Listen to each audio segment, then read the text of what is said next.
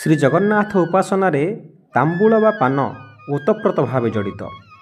ଶ୍ରୀ ଜଗନ୍ନାଥ ପ୍ରତି ଧୂପ ପରେ ତାମ୍ବୁଳ ସେବନ କରିଥାନ୍ତି।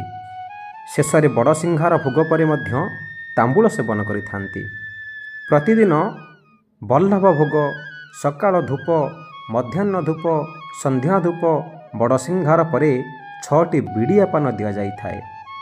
ଏହାଛଡ଼ା ପହୁଡ଼ ନୀତି ପରେ ପଲଙ୍କ ତଳେ 6ଟି ପାନ ରଖାଯାଇଥାଏ। ଏହିପରି 36ଟି ପାନ ମଣୋହି କରାଯାଇଥାଏ। ମହାପ୍ରଭୁଙ୍କ ପାଖରେ ନିତ୍ୟ ସେବା ସମର୍ପଣ କରାଯାଇଥାଏ। ଏଥିପାଇଁ ଶ୍ରୀମନ୍ଦିରରେ ମହାପ୍ରଭୁଙ୍କୁ ସମସ୍ତ ସେବା ଯୋଗାଇ ଦେବା ପାଇଁ ଖଞ୍ଜା ହୋଇଛି 36 ନିଯୋଗ। ତନ୍ମଧ୍ୟରୁ ଗୋଟିଏ ସେବା ହେଉଛି ହଡ଼ପ ନାୟକ ସେବା। ହଡ଼ପ ଅର୍ଥ ହେଉଛି ତାମ୍ବୁଳ ବା ପାନ ଏବଂ ଏହାକୁ ଯୋଗାଉଥିବା ସେବକଙ୍କୁ ହଡ଼ପ ନାୟକ ବୋଲି କହନ୍ତି। ଦୈନିକ 36ଟି ବିଡ଼ିଆ ପାନ ବ୍ୟତୀତ ବିଶେଷ ଦିନମାନଙ୍କରେ ଅଧିକ ପାନ ଶ୍ରୀମନ୍ଦିରରେ ବ୍ୟବହୃତ ହୋଇଥାଏ। ଚନ୍ଦନ ଯାତ୍ରା ସମୟରେ ଚନ୍ଦନ ମଣ୍ଡପରେ 50ରୁ 60 ଖଣ୍ଡ ବିଡ଼ିଆ ପାନ ମଣୋହି ହୋଇଥାଏ।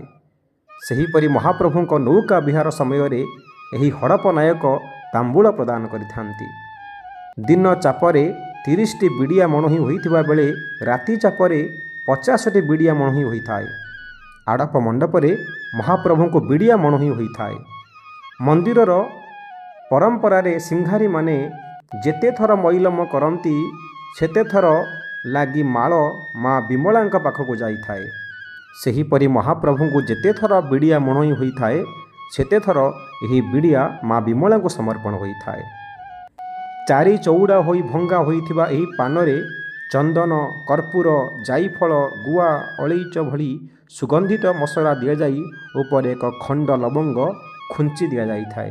ଏହାକୁ ବିଡ଼ିଆ ପାନ କୁହାଯାଏ। ଜୟ ଜଗନ୍ନାଥ।